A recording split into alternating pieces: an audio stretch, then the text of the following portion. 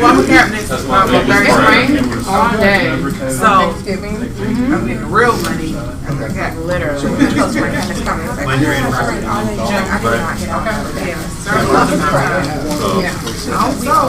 The recession, some countries are, I know it.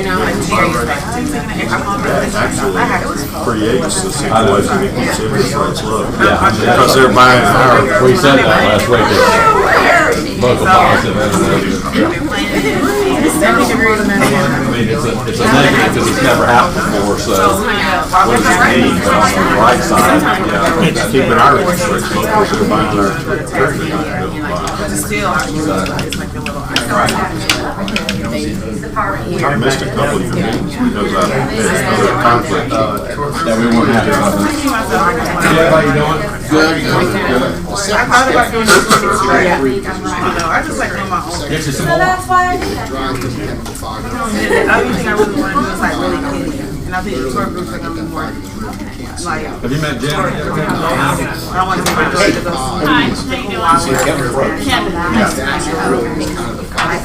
Yeah, so before she's go to the Penguin. good. Doing all right. You know, like I want to do it like, see not Harry Potter, but Lord of the Rings movie set in New Zealand. And that's like all this shitty stuff. For my kids.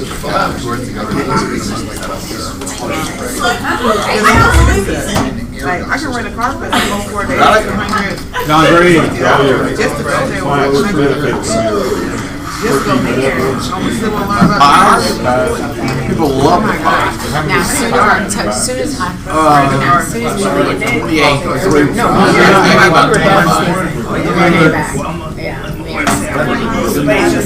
And these pies,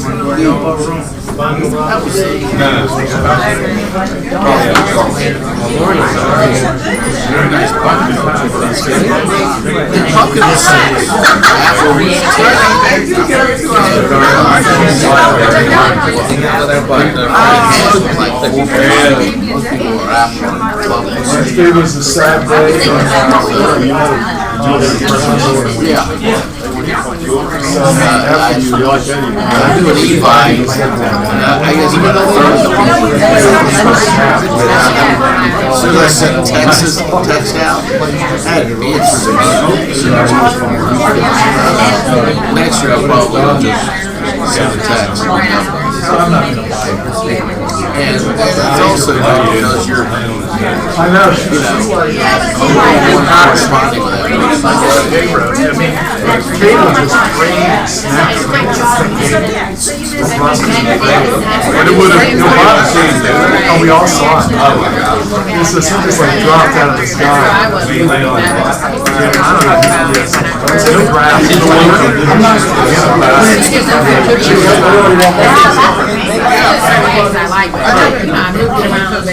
Today we're out of town, don't worry about it. We try to set it up. I'm like, how am I registered? She's gonna graduate again. Welcome back. Happy Thanksgiving. Hello. Hello. Happy Thanksgiving. All right. So how did your Thanksgiving touches go? Whether you gave out pies, you did text, how'd that go? Nancy? I did text for the first time. I did a mass text, and I was surprised at how many people said, "Oh, let's have lunch, let's do this, let's do that." Great to hear from you. So it was phenomenal. Say that one more time. What they respond with? Yeah, say it again, Nancy. Let's have lunch. Let's do a Popeye. They didn't do that. I would second that. I got like 10 lunches already planned for December. I mean, that's the ultimate response of this, right? I mean, the ultimate would be, I need to sell my house, but this is a close number 2, right? I was surprised at how many people said, "Oh, we haven't heard from you." It's like, you heard from me a couple of months ago. It's like, maybe I need to respond more often to these people. Maybe so. Not maybe, but So definitely. this lead gen stuff isn't that hard. You got to have a plan that gets response. without being overbearing. How about you? What's your take? I mean, these Costco pies were unbelievable. People thought you were giving them like, the key to the bakery. They were so good. Well, they're massive pie. They're huge. Yeah. I mean, it looks like you went out and spent $20 on them, that you went out, went to everything but bunk cake or something. So that turned out well. And then I probably, as I said, I spent from 9 in the morning till 12:45 until I had to get ready to finally start finishing cooking and sent at least 300 to 400 texts out.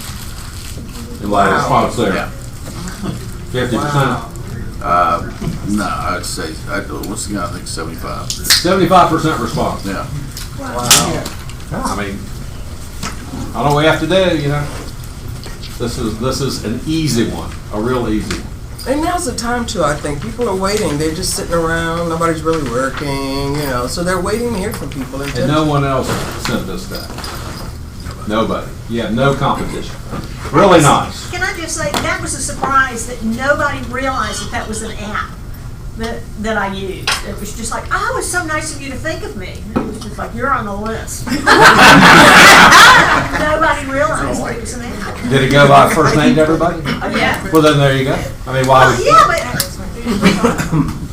Well, 10 years from now, maybe the whole world is aware of how things are done. probably not. But we... We're really retired by then. Yeah, we still have that advantage now, so... How yeah. often do you receive texts with a first name, like your first name in it? It's almost, it could be perceived the other way, that it is not, that it is. Well, most I think that are when not, I get 'em. right? I mean, most people don't take the time to say your first name, right? That's what he's saying.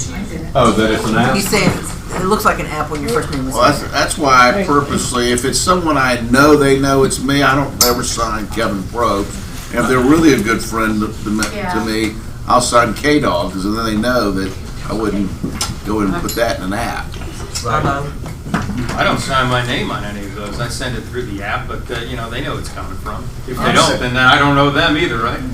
So you're saying their name or your name? I'm saying, I never ever receive things that, rarely do I get a text that has somebody, that they put my first name in it, like, hey, Bill, like in an email or a letter, text or. Well, it'd be easier for the app. You can send one that doesn't have anyone I name. know, that's my point. I don't know, we should do some split testing and see if it's better to do the name or not. I always That put is it the in my question. text. I just say do it. Absolutely. Either way, do it. To me, Bob. I do. You want me to go check? All right, well, you do the testing and report back to us. That'd be great. All right, Which one it is. good response. It's a piece of cake. It's a layup. Same thing. You got either holidays, you got Hanukkah, you got Christmas, you got Parties. New Year's. New Year's is a good one. I mean, how many people, Kevin? How many people want to meet or have lunch? 5, 10? I got 8 to 10, yes, lunches. It's huge. That's just huge, right? Okay, there we go. No more talk about it. All right, Stacy, what do we got training coming up this week? Oh boy.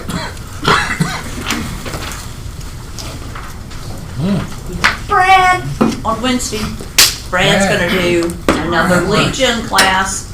People raved the last time he taught. You better be there, 11 to 12.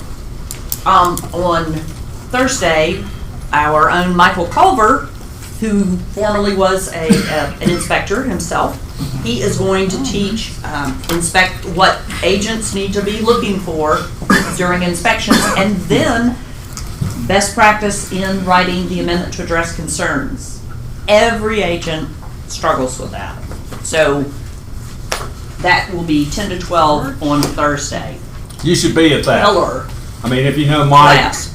or I call him Mike Culver, he makes $300,000 a year every year. I sold. He was actually my second deal in the business, and then he came to me 3 years later. Said, "Hey, I think I'm gonna." Well, he became my renovator. He became my handyman because he was handy, and then he came to me and said, "Hey, I think I'm gonna be an inspector," which wasn't a happy day because he was a great, he was a great get it done guy.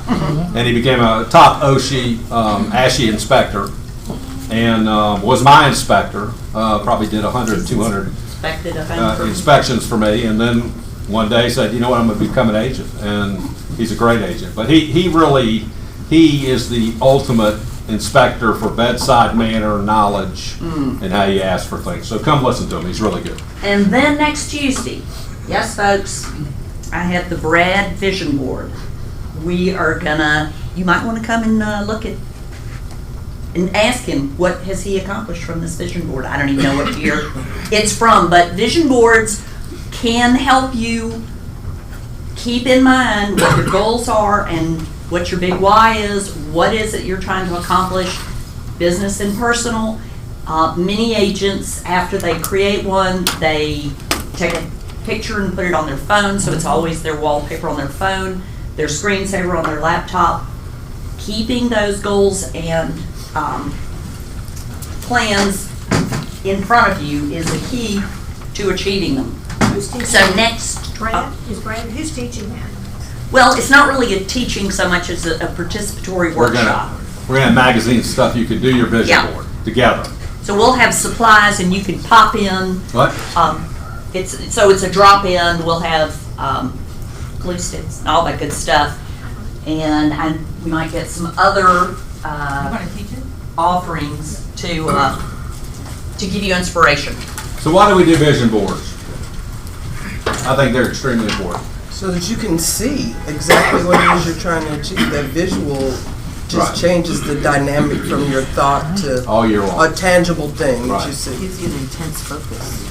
Yeah, I think the further you get away from that, you've been a day away from it, a week, a month, the more likely you're going to be distracted and wake up 3 months later and go, wait a minute, I'm not even on the path for what you said you were going to do beginning of the year. So I think it's a good exercise. It's a And really once you good do it and see that year coming to fruition, it becomes just what you have to do. Exactly. Yes. I've also found that it's not just the doing it, it's the sharing it. And if you have a spiritual component, there's a verse loosely translated, write the vision and make it plain. And you tell about it so that those that hear it will basically help you execute it. And that's what I've seen year after year. When I've created one and I've shared it with people, put it in the universe, things line up. Right. And you've had a massive year. Very, very good year. And would you say this is a part of it? Absolutely. Right. Absolutely, I do. I was just telling John that I had my daughter started to do them her in 8th grade, and we've done one every year through her senior year, and we've watched, like, she's seen things come true on her board. She's like, wow, mommy. So it makes a difference. Absolutely. So next Tuesday after sales meeting. Yes. Correct? Excellent. All right, so we have regularly kept track of recession or no recession, just keeping both sides of the equation, ideas that would tend to say there's no recession coming, on the other side, ideas that are situations out there that would say there is a recession coming. So we're always paying attention. In the last week, I've seen strong things on both sides, actually. So Charlie is one of our top article readers and just paying attention to what's out there. So this is a really good article he sent me called from the Reese Observer. He's going to talk to you a little bit about that. Okay. Yeah. As part of our KW Commercial, we have access to quarterly reports from Reese Data, which is part of Moody's. Can you click that to slideshow up there? And go to from the beginning. Yep. All the way to the left. There you go. Great. This is a summary of the particular one that just came out. I won't sit here and read it to you, but there's a number of bullet points in here that I think you would want to keep in mind and have in front of you when you're talking to some of your clients, particularly things like this. Norfolk Southern's moving to Midtown with a $575 million Sorry, what? Vibrating Midtown. Vibrant, oh, did I? Yeah.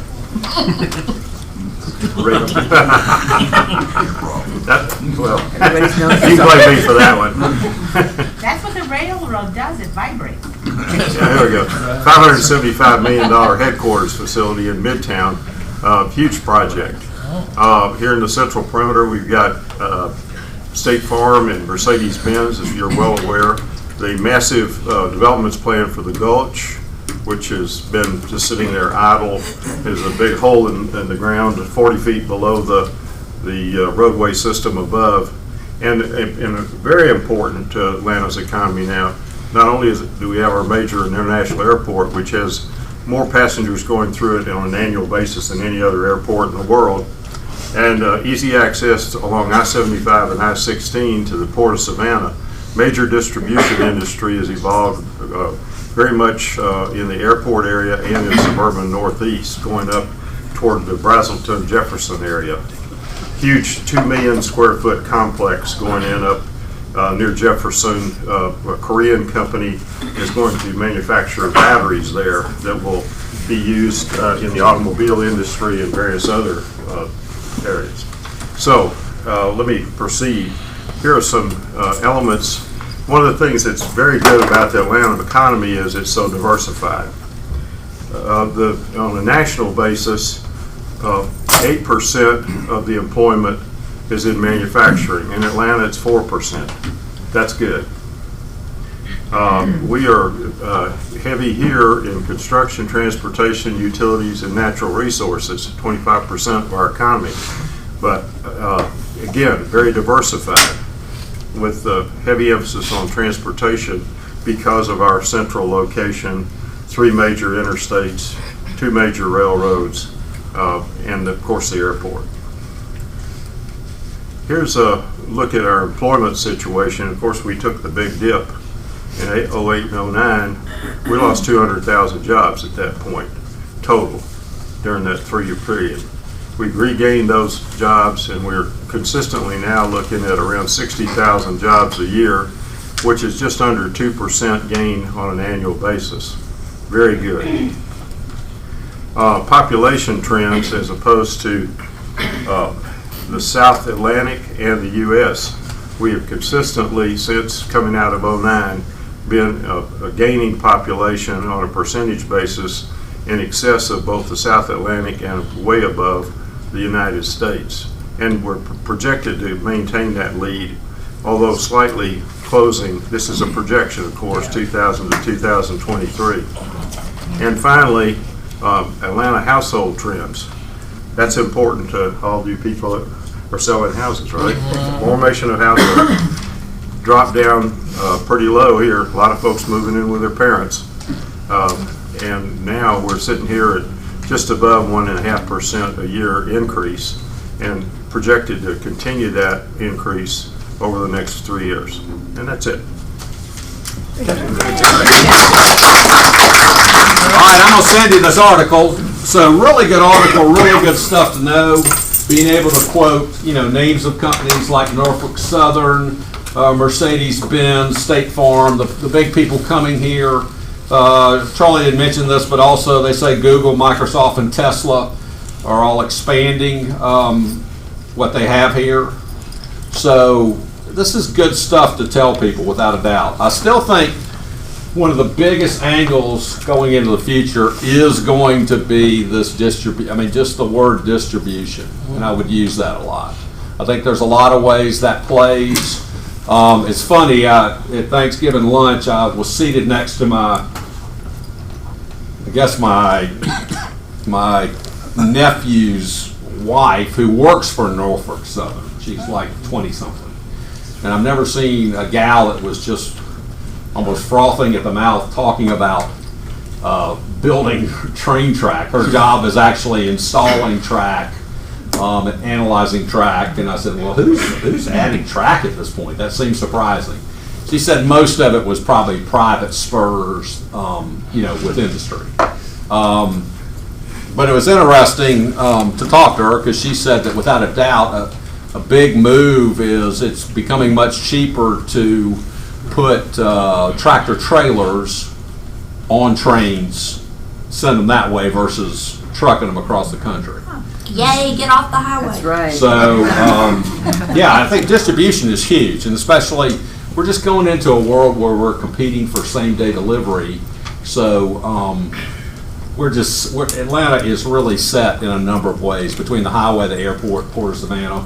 I think it's gonna really prop us up going forward. So I'll send you this article, okay, right after sales meeting.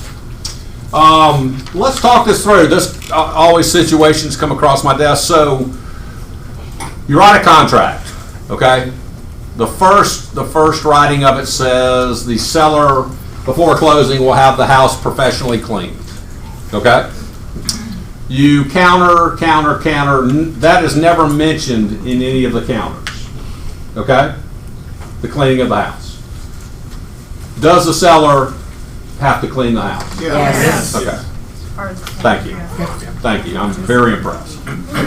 Luckily, it wasn't our agent. It was the other agent. Our agent just calling to confirm, but the other agent, actually with a major company, was saying, no. Like what? Yeah. Anything that you don't change moves forward, right? There we go. Okay. Just want to make sure. Sounds like you all got that. Steps trump most everything else. There we go. Okay. So let's go. One of my favorite videos. We hadn't shown it in a while. So since we're going into holiday season, lead gen season, it's all about lead gen at the end of the day. It's about getting leads, getting meetings. So love this video. This was from actually a friend of mine, no longer team leader, but used to be up in Ohio, a guy named Mickey Duffin. So here, let's watch this real quick. Turn off the lights back there if you would.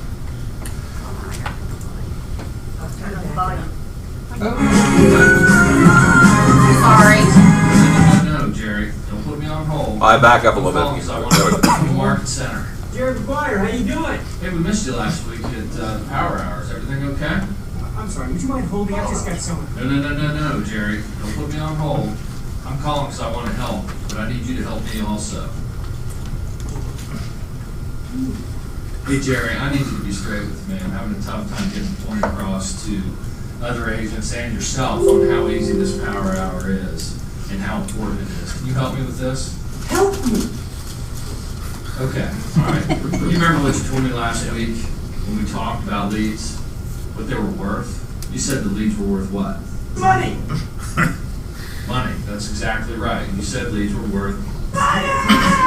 All right, Jerry, I'm going to try this one more time with you. This past Friday, we had 16 agents participate in the Power Hour. We made more than 150 calls, generated 31 leads, and made 16 appointments. We did, and I told you we would. Be honest. I have to ask. What did you do last Friday? Just hang around your place and wait for somebody to call? Okay, here's what I need you to do. I need you to take action. I need you to participate in the Switch Power Hour. You won't regret it, I promise. You know what? It can be a little difficult at first. Try to visualize yourself, trying to sing a song that you don't know the words to. Can you visualize that?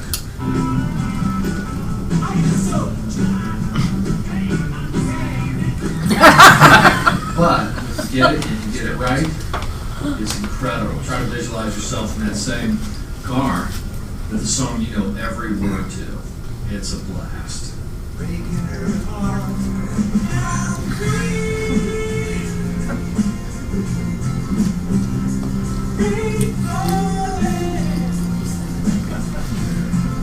Okay, here's what I want you to do. I want you to bring a list of 10 names, people that you know, along with their phone numbers. Bring them to the Market Center on Friday at 11 o'clock.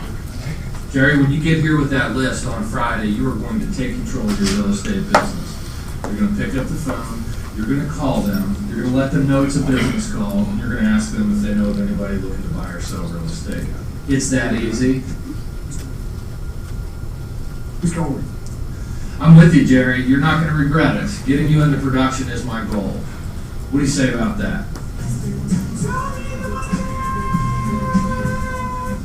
Okay, we'll show you the money. You got to be here Friday at 11. All right, cool. I'll see you at the Market Center on Friday. Hey, one last thing. Do you have anything else for me? You.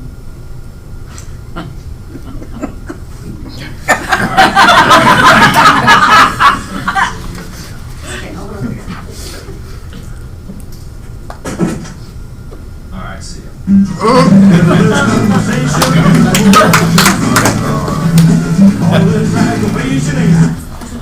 So we've talked about this regularly.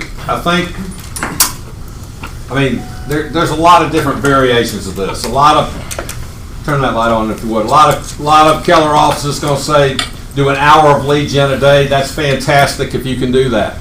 Some would even say 3 hours a day. I don't think you can do that unless you have a big staff and big team.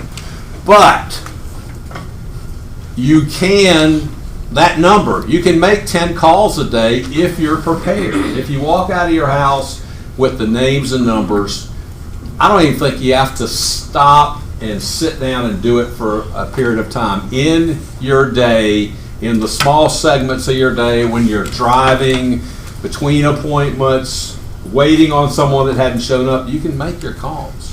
And what will happen is what's happened with these texts and with these pies, you will get appointments.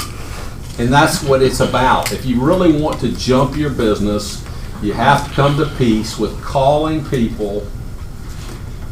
And I would never make that statement. I would never say, you don't want anyone looking to buy or sell. I was a much softer approach, but I think we're just looking to talk about live, talk what's going on, and set up a meeting. If we can meet, generally they'll bring up real estate. Or you can bring up at that point, this would be the best thing I'd bring up. Let's go over this, what it means to you. 10 calls a day. Day in, day out. You'd be surprised what will happen to your business. But you have to buy into that. Okay? Tommy. Tommy got it correct. Chick-fil-A biscuits. There you go. Thank you. You got odors. So there's fruit back there. My wife cut it herself. I did not do it. Excellent. And there's Chick-fil-A biscuits with all the accoutrements, if you will. My name is Tommy Berta, and I own a company called Master Odor Removal. We are a green certified business, and what we do is very simple. We are masters at odor removal. I didn't pick the name. But what we primarily specialize in is real estate, vehicles, and then some planes and RV type stuff. Most of what we do on the real estate side of it is, these are what I keep getting common all the time. People, parents live in a house, smoke for 30 years, parents passed away, the house is now going up for sale, they can't sell it because it smells like smoke. So that's a lot of the calls I get. I was talking to someone before. It's best to call me before you try and list it and then find that out 2 or 3 months later than it is to have all these people who probably would have bought it who didn't simply because they walked in and walked out. We do a lot of pet odors, a lot of food odors, those kind of things. If you're going to call me, and I want you to call me, that's why I'm going to give you my business card. When you call me, it's always best to have me come in before you do anything. Let me get to the root of the problem. And that's the conversation about people waiting a couple months. They try everything. They replace the carpet, they replace the floors, they paint everything. And what you do in a lot of times is then seal that into a place where it's hard to get to. It makes it more difficult to treat. So I'm doing a ton of real estate. It's associated with smells, associated with smoke, smells associated with food cooking, and smoke and odors associated with pets. We are, as I said, a green certified business. So when your client asks you, we're not ozone. Ozone is bad for you. It actually gives you respiratory problems. Please don't use it. Whether or not you use me or not, just don't use ozone because it will cause you problems. If you want to look it up, Marriott got sued, appealed, and lost. So ozone's not your solution, and there are very few out there. We are green certified. We have a patent pending process. It's a 2-step process, and the 2 steps depend on what type of odor it is. We got one for bio type stuff like food and pet, and one for smoke related. You could drink our products if you'd like to. They wouldn't taste very good, but I'm never going to do that to show somebody. But the point is that you're not bringing in something that's going to cause harm at a later date when people move in the house. I'm available anytime. I can come over free. Call me up. I can come help you. Just sometimes I come out and I help people figure out what the problem is. A lot of times people say I have a smell. I can't figure out what the smell is from or where the smell is coming from. I've gotten pretty good with my nose to figure those things out. I've got a 100% guarantee. If I don't get the smell out, then I either don't cash your check or I give it back to you. Same thing for your client. And the first referral is 10% off. So last time I had 3 pamphlets together. They all came as a packet. I'm going to apologize because I did this for Harry Norman last week, and I had a box labeled incorrectly. So when I opened it up last night to prepare, all of that stuff is actually for vehicles. So I did not bring it out, but I do have my business card, which has my phone number and email address on it. So please give me a call, and I hope you all have a great holiday. Great. Is that good? Last time I tried. No, that's good. Hey, bring your stuff next time. I'll drink it. Does anybody have any questions? I'm sorry. I usually. Sometimes it takes a long time for the trim and stuff. It's strong. Yep. It's not just that. Would you get rid of that? You talking about the smell of the oil-based paint? Yes. I cannot do anything, and let me tell you why. Because it's not going to go away. It's still there. Now, I've actually sprayed my product on smoke that was on trim, and literally brown stuff leaches off. It's the most disgusting thing you've ever seen. But the paint, what my product does is it eliminates, it bonds to the molecule, odor molecule, and neutralizes it. The problem with the oil-based paint is I can bond to the first layer, but it's all the same thing. Does that make sense? Yeah. So it's going to continue to reproduce those vapors Over time. over time. Yeah. Price. Ballpark. 50 cents a square foot for a house that has no furniture, unoccupied, people moved out, and it goes up to 75 cents or so. I try to always do it when there's as little stuff in the place as possible. And one of the reasons why is a lot of times people's furniture absorb the same smells. So I may have treated the problem at the house level, but the furniture and some other stuff has got the same smell in it, so it makes it difficult to be determined if the house has been done right or has been done. Anyone else? There we go. So say if I had a seller that was interested, they have the money then, but they have it at closing, do you do a pay at close? I would consider it. I would, as long as there was something protecting me in the contract as such, yes. As long as it's in the contract as such. What's your service area? United States of America. I'll go anywhere. I mean, and I do hit realtors around the perimeter area, but I've gone up to LJ, I've gone down south to Macon. It depends on the situation. For example, I won't go do a car in Macon. It's just not worth it. Will I do a house in Macon? Yes. Same thing in Jasper. So we pretty much cover, and I'm not trying to be funny, we have actually other offices around the country. We are not covering the country, but we are in Florida, in Texas, in Columbus, Ohio, in Virginia, and Las Vegas, and Colorado. Tommy does a great job. We had a situation at one of our houses and made it completely go away. There we go. So Testimonial. now we can smoke again because Tommy can get rid of it. Okay. There we go. Okay. So thank you, Tommy. So let's talk about this. Wasn't planning on talking about it, but what would you say? So Virginia, you get a call right after team meeting, says, "Hey, Virginia, Katie, Amy said you're great. Come list my house." What are the things that you're hoping the house would be? What are the things you're hoping the house isn't? A dump. What? A dump. So a dump meaning what? Smelly, dirty, nasty, unkept landscaping. Dirty. That didn't bother me that much. Yeah, I mean sometimes that can be an easy sell. So what would you say? Oh, but it's not a short sale. Okay, well, they got the equity. Yeah. Okay, so that's probably one. We look up, and the houses seem to be worth $500, and their loans for $490, right? Yeah. I mean, that's probably one where they stay in money-wise. What else are you kind of hoping not for? Stucco. Synthetic stucco. Okay, what else? Divorce. Okay, that doesn't bother me. It depends on where they are in the process. Okay, that's true. What else? Driveway, no backyard, Steep power driveway, slow line, down. major road. Okay, I'll say them slower. Steep driveway, no backyard, sitting next to a power line, backs up to a main road. Or on a main road, or steep downhill, right? Steep downhill, steep up. Low grade. Or extremely ugly, right? Okay, but this one ranks up. This ranks up there, right? You won't know it till you get there, right? I mean, smell is massive in not getting a house sold. Yep. I mean, there are so few buyers that walk in and there's cat urine smell or smoke smell that are going to go, I love it, you know? now, as an investor, you kind of do, right? Because hopefully you get that off the price. But most people don't know how to fix it. So this is a major solution to a situation that I would think most realtors can't solve, okay? So Tommy needs to be in your Rolodex without a doubt. And you say, did the job. Great job. Fantastic. Okay, thanks, Tommy. Holiday parties. We're in the season. December 12th, put these in your calendar. Our office party, always a good gig at the home of Gene Rawls. We'll send you the info, literally less than 5 miles from here, right near Northside Hospital. Her home's fantastic. We got a DJ, a lot of adult beverages, a lot of food.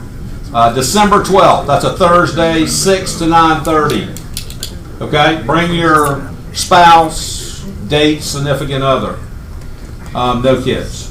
Also, December 17th, right here, Tuesday, instead of sales meeting, we call it multiple things. This is a 20-year tradition in this office, but we call it Dirty Santa. White Elephant. Yeah, so you'll bring a gift and we do the swapping, you pick numbers and steal. That's always a good day. So December 17th is Dirty Santa here at 10 o'clock. December 12th at Gene Rawls' house, our Dunwoody holiday party. RJ. Okay, and speaking of holidays, if you are an agent in this office, you got an email from me, and if you did not, from the McCarty Group, and if you did not, come see me. If you have questions, come see the McCartys, the Martinos, the Hosses, or Cynthia Pierce, and I'll explain everything. So just look for the email. It came out late last night after 11. So just see me, read the email, and respond. I was shocked. I mean, RJ's playing pro football. I don't understand. So, okay, so that seems very mysterious, but we won't delve any further. So see RJ if you don't understand her email. So let's go profit share. November profit share. Remember, we're a profit sharing company. We give back 48% of our profits every month to agents. Even if you're new, this can work for you. A lot of people have built over the years a lot of passive income through profit share. Even better news, it seems like not everyone realizes this, but this office has a disappearing cap, meaning so you have an $18,000 cap, 15 of that comes to the office, 3,000 is a cap for royalty. You can't mess with the 3,000, but we're talking about the 15. If you bring somebody to the office that signs up here and puts you that is new in the business to last year in the last 12 months did a volume of under 3 million, you're going to get 1,000 off your cap. If they're over 3 million, you're going to get $3,750 off your cap. So realize if you bring 4 people that did over 3 million in production in a calendar year, you're going to have a cap of 0. So that's pretty cool in addition to your profit share. That's awesome. Okay, so let's go through. These people made $1 to 100. Joel Perkins, Tara Gaines, Maya Shows, Angela Tate, Kathy Haas, Rob Carino, Joe Cannon, Adriana Azero, Apriya Brown, Nicole Mabin, Chris Knott, and Maya Sly. Congratulations. 100 to 200. She's teaching right after this, right? Y'all have another day. Another day, excuse me. Lynn LaCraw, Nina Von Wiegelen, Lita Jordan, Kelly Coker Gibbons, Rashad Arnold, Eddie Levin. Congratulations. 200 to 500. This is something you can do something with. Clax Underwood, Ernie Hartfield, Nicole Ambrose, Becky Wynn Evans, Susan Eschbach, Becky Veal, Virginia Moran, Felicia Adams, Deb Martino, Kevin Probst, Michelle Morales, Nancy Aronic, Amisha Mason, Dan Banks. Congratulations. 500 to 1,000, getting pretty good here. John Cassane, Marianne Payne, Diana Bowers. Diana's done, since the beginning she come to the company, she's paid attention to this and has a plan for it. Debbie Crawford, Jim McCarty, Catherine Ciccini, Michael Martino, RJ McCarty, Renee Jemison. Congratulations. 1,000 to 2,000. John Damiano. Nice, John. Denise Breddy, Dave Evans, Dave Thomas, Denise McEnany, Osei Anam, MJ Thomas, Jean Bramlett. 2,000 to 5,000. Arden Feynman, already spent. Cynthia Pierce, Bill Haas. Congratulations. Come see me. Love to talk about this. It's about a 30-minute talk to give you a plan of how to, in 2020, have a plan, just like a plan for your GCI in business, that you will begin growing profit share at a nice pace. Okay. Let's talk a little about, well, Bold. We haven't talked about it much. It's coming up. It starts on, I believe, the 17th. Is that correct? All right, so the Rawls Group regularly, twice a year we have Bold. We were the initial group, probably in the country, that started having Bold when it first came out. Bold is a 7-week class. It's a full day for 7 weeks, not entire. It's one day, let's say every Monday for 7 weeks. And Bold just causes you to think bigger. And I know that just sounds very general, but it causes a lot of people to think way bigger ideas and possibilities and goals and dreams than they ever thought, and begin to establish a plan to get there. This will be my 10th Bold. I am taking Bold. I take it every January. We have it January and August.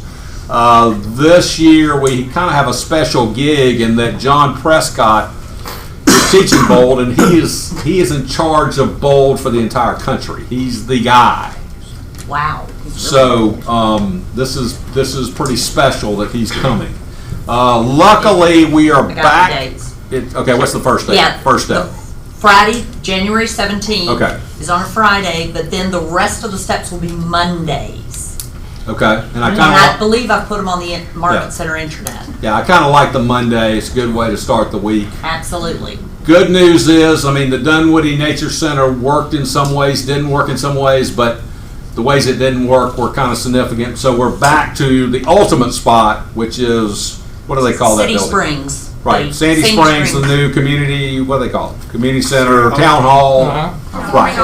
So right at Johnson Ferry and Roswell Road, it's a fantastic building. It's a fantastic room. Free parking. Yeah, it works really well. So, highly advise you take this. I always take it January. It gets my year rolling big time. I always look back and this is my peak of my performance just because I'm regularly in the Bold mindset. So, Who all's gone to Bold in this room? Ooh, that's good. All right. and remember, this is all new Bold. So, Right. this is Bold 2. They've rewritten everything. Every video is new.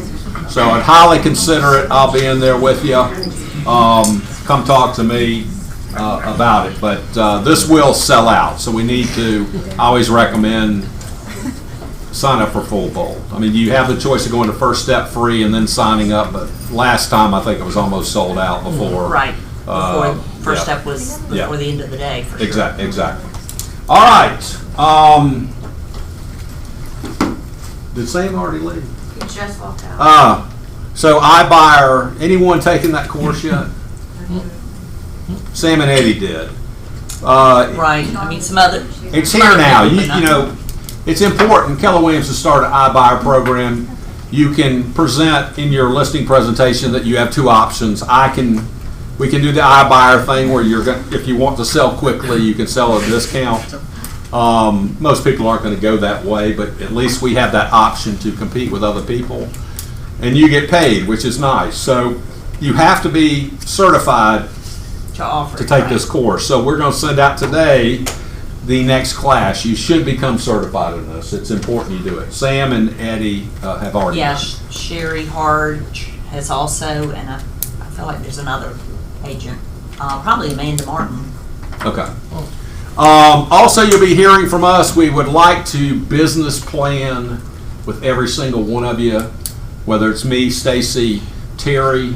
It's important to think about your year, to share your ideas with someone about your goals as far as units, GCI, profit share, personal goals. Things happen. You hit goals when you go through this process. I mean, when you don't have a goal, it's pretty random that you're going to hit a great number just randomly. Like, wow, holy smokes, I made 400,000. How'd that happen? It just doesn't happen that way. You have to have a number, and then you have to begin to And a plan to. You have to have a plan to follow daily, weekly, and monthly, and strategies and systems to make that goal happen. Without it, it's not going to happen. So come see us. We want to get everyone on the calendar, probably about a 30-minute meeting. I think most people that are achieving big numbers, this is the process they go through. Okay? All right, let's chat for a minute. We've got them, Matt and Renee. No. What about? Don't forget. It's still real early. All right, we'll go. Renee, you go first today. Good morning, everybody. Good morning. All right. It sounded like church a little bit. Yeah. I'm Renee Dillon, one of the owners of Gaming PC and manage our Ashford Dunwoody office. So the week before Thanksgiving, Lynn and I both attended the contract changes class over at the Atlanta Board of Realtors.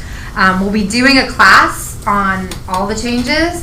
There were a bunch of small changes, but there was lots of cheering in the room for some of the changes. So the two big ones is they overhauled the Community Association disclosure. Again. It's called the Community Association disclosure again. So even though we've still called it that for the past 2 years, it's back to being named that. And they just clarified a few things because a lot of agents were fighting over what was really an initiation fee and a transfer fee. So they've made that definition more expansive. If you've been to my classes or listened to my tips, you know if a seller does not properly disclose the initiation transfer fee, they have to pay it instead of the buyers. So they really elaborated on that. And they've really changed the whole form around just to try to make it a little bit more clear what the seller and the buyer are responsible for. So that'll be a big one. The other big change that they made is that provision that everyone hated in the conventional loan exhibit about number 12. that one got a big cheer in class both days. I guess, what is it, number 12? Yeah, where it talks who's gonna about pay for lender required. repairs. For lender required repairs, they had it in the conventional loan exhibit.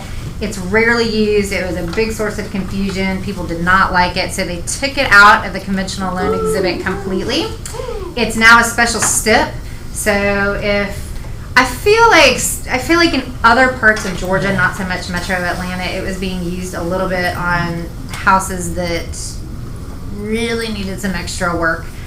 So if you're ever in that situation, you can put that in as a special stip with a conventional loan exhibit, but it's no longer in there. It's still in the VA and the FHA because it's always been there in some sort of format.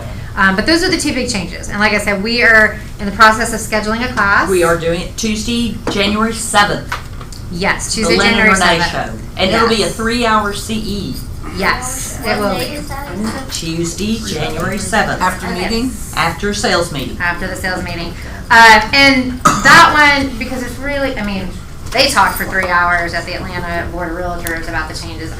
There's not that many pertinent changes. So it's also going to be a good overview of the contract as well, and then we'll go into depth about some of the changes that they made. But those are the two big ones. So good changes this year. I think for the most part, we like them. We're excited about it. And did we confirm the 12th or no? Not yet. Okay. All right. I think that's it. Oh, still plenty of time. We're getting contracts in every day. Still to close in December. We still have plenty of time to close. The 30th is looking to be a busy day. So if you know you have one that's closing on the 30th, call and get it on the calendar.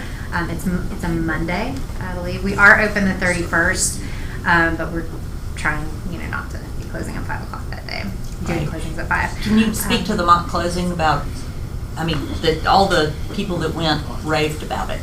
How beneficial it was a couple weeks ago. Yeah, so we do I do mock closings at my office. I usually try to do at least like one a quarter. I think Stacey always encourages all the Ignite people to come in and do it. If you haven't been to one and you're a newer agent, I encourage you to do one. I'll probably try to set mine up in January when we have some time. But I get everyone to come to the office, so you get to learn where it is, you get to learn where to park. Come in. I basically do a closing format, so you get kind of an idea of what's happening at closing. And what I really do is I go in depth discussion over the settlement statement. So it's a lot of information. A lot of seasoned agents don't know how to read settlement statements, so y'all can come to that as well. But it's a good class. I always tell the new agents, if you have a really good lender, you should never have to explain your buyer's loan numbers to them. But if you don't have a good lender, you're going to be the one that they're asking questions to. So it's just it's good to know the basics of the settlement statement, how it works, and what all the numbers mean. So I encourage y'all to come. We'll get a date on the calendar in January for that. Good. All right, anything else? Thank y'all so much. Have a great week. You should use Gannett. They do it right. There's so many things you don't even realize are getting done that some attorneys don't do and some attorneys do. Like once you leave a closing, there's many attorneys that the recordings somehow don't happen. And you'll know that when you go to sell that house and all of a sudden, these people just do everything right. It's nice that they have thousands of square feet. That's comforting. They have talented attorneys. They do everything right. True story. So, I told you I was flipping a house in Stone Mountain. Kind of a miracle. The guy that bought it was the company that, they buy 100 houses a month. Okay? Big, and they put a contract in with, obviously they hadn't been in the house. Okay? So I was like, this is a 2 and 10. This is going to work out. Well, it did work out, believe it or not. Okay? But they demanded the closing attorney, who seemed pretty efficient in the whole process. Well, I go to the closing, and it's like in Galleria area. And when you go in, it's like the reception, literally, there's like 20 companies up on the wall. Okay? So I'm already like, I don't know here, It's a rental room. Yeah, exactly. It's like rental room, and I'm like, holy smokes, I've already wired my funds. So, the lady that comes, out seems pretty professional. We go through a labyrinth of, and we go, I'm not joking, we're in an office that's 4 by 6. I mean, it's the tiniest room, it's just me and her and nothing, a little tape. And so, I've already signed the title over, which you got to do, right? And she goes, I'll go make copies. And it crossed my mind to go, is this like a TV episode that she's just going to go out the building and, I'm done? I had that thought. But luckily it turned out. But I'm just saying, there's a lot of things to what Gannett does that you don't see behind the scenes they're doing for you. So I would advise you to use them. All right, let's talk, finish up. So more and more we're dealing with companies that iBuyer type companies, companies that seem like they no longer care anything about the deal or service. They just want to close a property, but the process is horrendous. And a lot of times they don't even have agents in the state, right? How are you best dealing with that situation? That's probably the top call I get, is that I can't get anyone to respond. I put in an offer, I can't get anyone to respond. How do you deal with this? The companies we're talking about. Avoid them. Okay, hang on. So that's not actually a bad idea. We're here to represent our client, and if one of these companies is a house that we think is proper, obviously we can't do that. But set expectations with your client that it's going to be a rocky road. Get ready to do both sides. True. Okay, go ahead, Renee. For me, I emailed Lynn because I had the same situation with Open Door, and it Right. took forever to respond to me, and she sent out a letter. Renita, can you speak up a little? Oh, I said I just emailed Lynn LaCroix, our broker, and she pretty much handled it for me. And then also with Open Door and OfferPad, if you kind of be kind of abrasive on the telephone, the customer service, things start working out. It's like, I was like, literally last week at closing, they act like they didn't get the closing docs, and even the attorney was having issues getting in contact with them. I was on the customer service line and said, oh, we give you a call back and say, no, you're not. You're going to stay on this telephone because we're here at the closing table and we need it signed. So if you got a little bit more rough with customer service, everything gets signed. So I think you just have to be a bit of a bully and get your broker involved. And it worked because they wasn't going to sign the closing docs that day. And it was the day before Thanksgiving. Okay, what else? Any success stories with this situation? Yeah, it worked. Shot. Just think have like everybody's saying, a line of communication open with emails, track record, following up. 24, 48 hours. I actually had a great experience with Open Door. We closed in like 21 days. They were very responsive. My coordinator, we sent them an email in the morning, we sent them an email at noon, and we sent them an email in the afternoon, around 3 or 4 every day, just to make sure our timelines were met. It was actually, I enjoyed the transaction better than some live agents. So it was well. Okay, so I think we're always pushing to get somebody live. It's just natural for me. I'm always asking for a name and a number. Right. Okay? I would push to do that. So realize a lot of these companies, they really don't have anyone on the ground in the state. Okay? You could be calling a call center in Arizona, and every time you call it, so there's someone filling out the file and what happened and the information talking to you, and when you call the next day, someone else is pulling up that same file and looking at those notes, but it's not the same person. It's a different person every time. Okay, and sometimes they sound like they're 17 and they might be 17. Okay, so how do I would push for, can I get a direct line? What's your name? How can I get a direct line? How can I'd at least ask. They might say no, but how can I get a cell? Okay? At some point, I think if you're having problems, I would just say I need to talk to someone above you.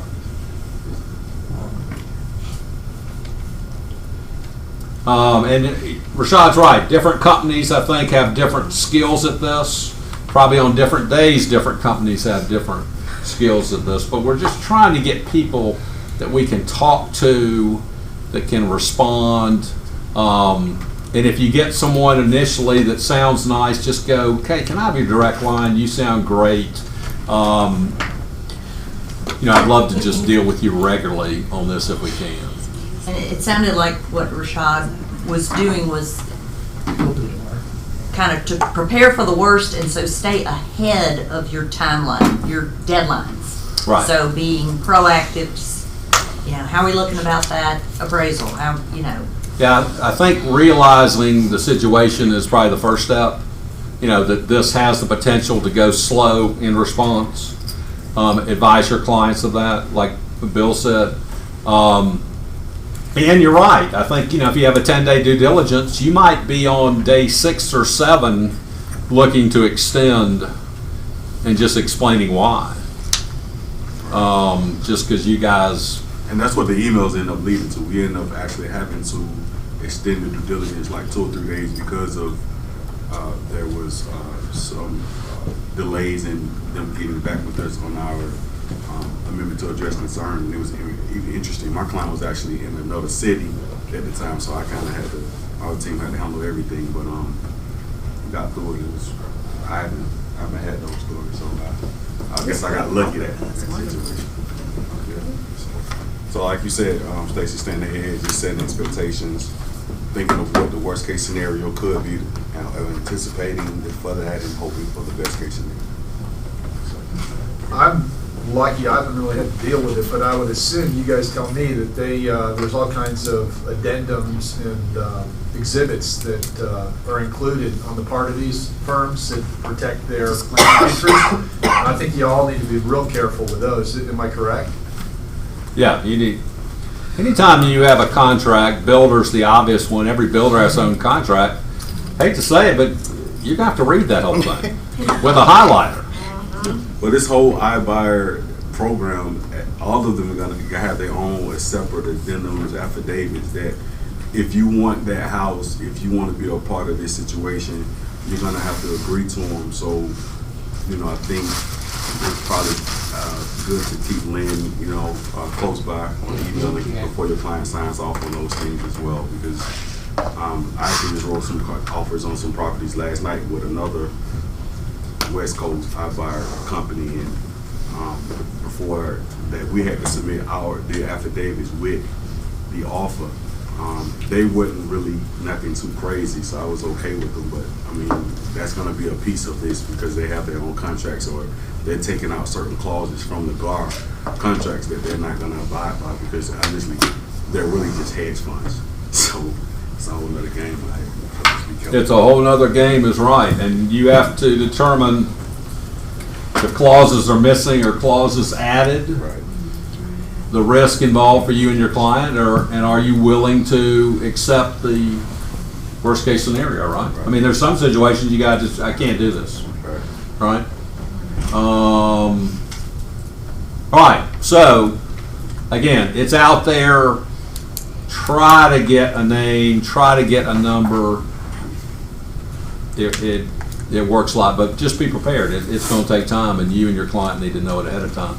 Sam, I see you back. Did you y'all went to the class, the iBuyer class?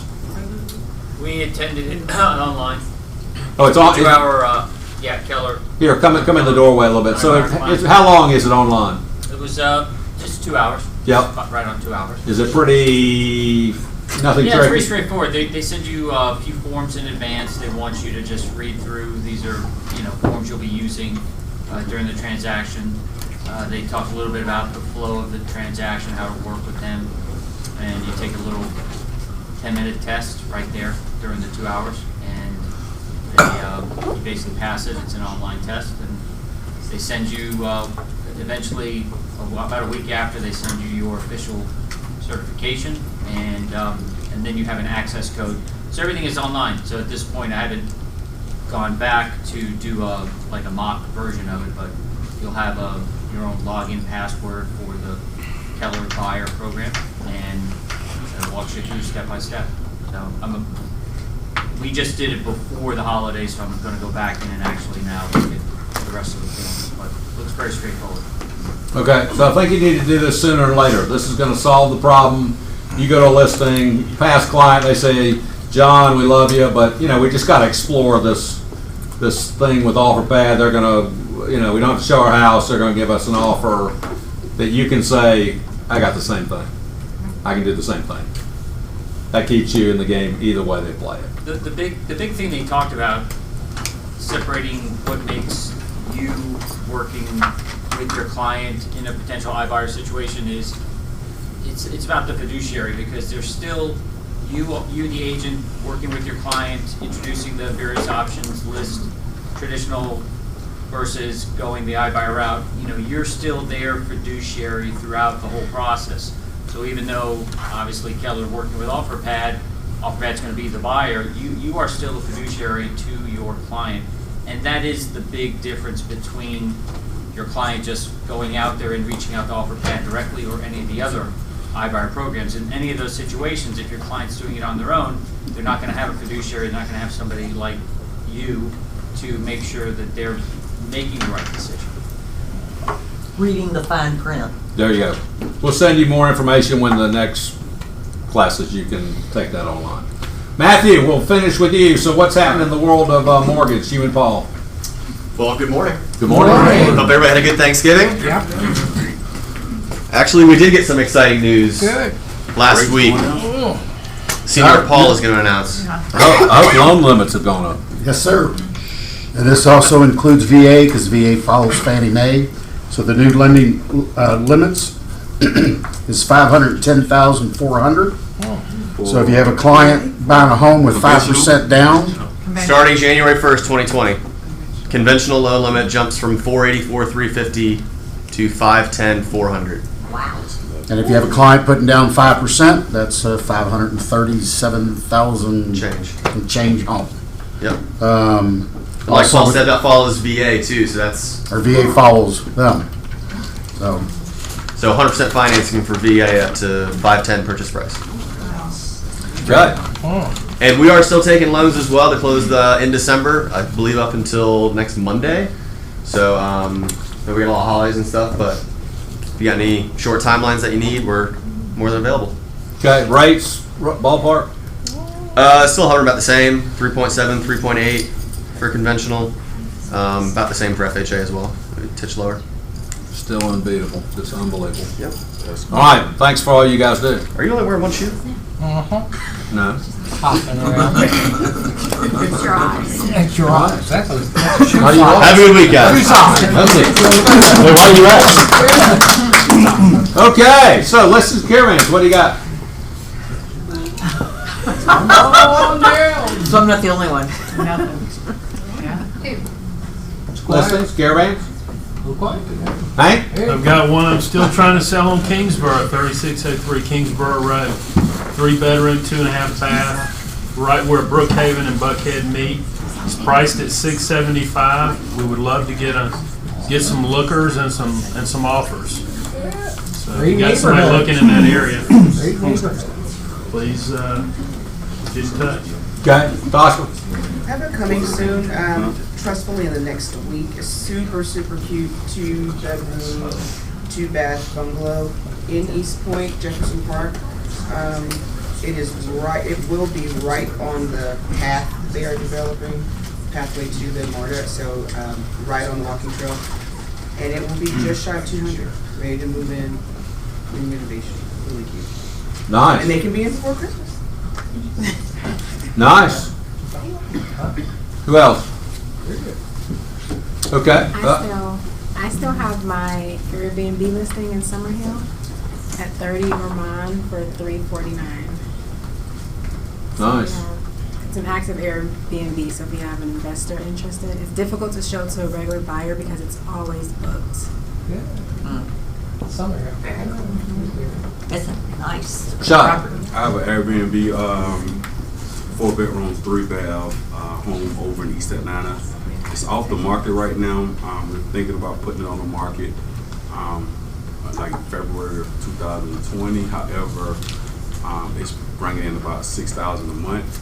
So if anybody's looking for, have any investors looking for an Airbnb or a regular home, we'll let it go for $450 right now. It's about 2,400 square feet. So you can it's like a 2-story home. It's a 2-family home. So the basement is by itself. So you can rent that out, and then you have the whole upstairs, which is 3 bedrooms, 2 full baths. Been fully renovated, ready to go. Nice. Anyone else? Okay, we got a good, Stacy. I just want to welcome Emily Taylor to our office. Yeah, there we go. Have we introduced Janet Dickerson? Yeah, we have. Okay. By the way, I'm available for open houses. Just let me know if you need me. Yeah. Is anybody here from the Culture Committee? Shot. Okay. You want to talk about Angel Tree? I missed the last meeting. I know that the angel trees are up. What's the deal with Angel Tree, Rashad? So, we'll stand back here, whatever. So the angel tree is, for, it's a Lyft organization. I think there's another organization, but they're putting this on the angel tree for anybody that wants to contribute to our annual feeding the homeless, giving out clothes initiative on Christmas morning. So we've been doing this 6 years now, and it's a very, very special.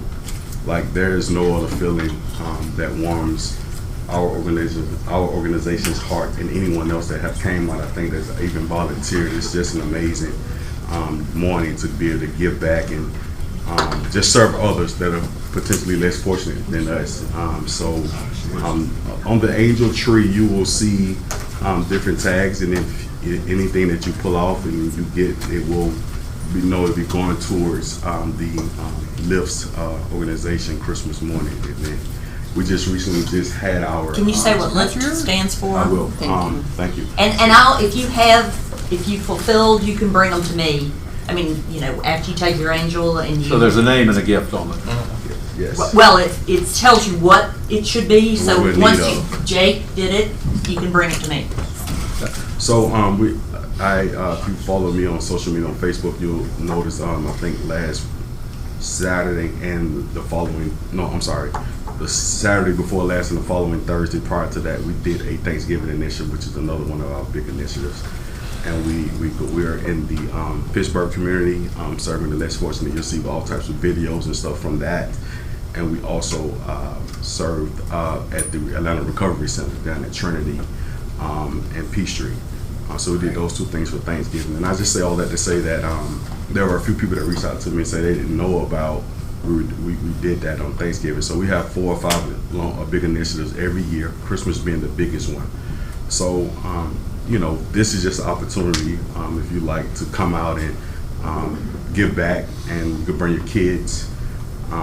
If you have people in town want to do something, you can bring them out as well. And LIFT stands for Leading Initiatives for the Less Fortunate Together. It was myself and 2 other of my good friends. We started this about 8-9 years ago, where we just wanted to be more impactful instead of just waking up with our kids and just opening up gifts. We wanted to be able to give back. So one of my friends, the first year, took him and his daughters, whenever they came to town, they went down to downtown and just asked for how they could help. And they started helping serve out clothes and stuff. And then the following year, another friend of mine joined him. And the third year, I joined him, and we took our families. And so at that point in time, we just did it for a couple more years, and we said, hey, we need to get organized, and that's where LIFT was born. And it's no feeling like being able to get up again in the morning. Before any of my kids open up gifts, they go down there and they give back. Nice. And it's had an amazing an amazing effect on them, and just not being so spoiled, and being thankful. And even as me as an adult, being able to get up and you think you wake up with issues or you have problems, but seeing other people and that are very less fortunate, a lot more less fortunate than us, it kind of allows you to kind of just put things in perspective. We give out haircuts, we give out clothes, we give out food. We're gonna try to partner with the shower people today, where they're able to come out and take showers. And just being able to see these people with smiles on their face, it's priceless. So that's what the Angel Tree is for. And if you see it in the front, please take as many as you want. We are definitely in need of everything that's on the tree, and this is going all to a good cause. And another thing about our organization, what comes in is not a big organization, so what comes in comes right back out. So what comes in goes right back out to the communities and the people we serve. So thank you. And I want to mention, in particular, they're collecting men's coats and shoes. So like tennis shoes, casual shoes. So any guys or even women that live with men, that's a specific need. Men's jackets and shoes. Thank you, Stacey. Any gently used items that you may have, thinking about throwing them away, throwing them out, they'll be a blessing for somebody, I promise you. Yeah, we'll get boxes out so you can. That's great. All right, that's a good one to end on. So 3 full weeks before we really get into the holiday strong season.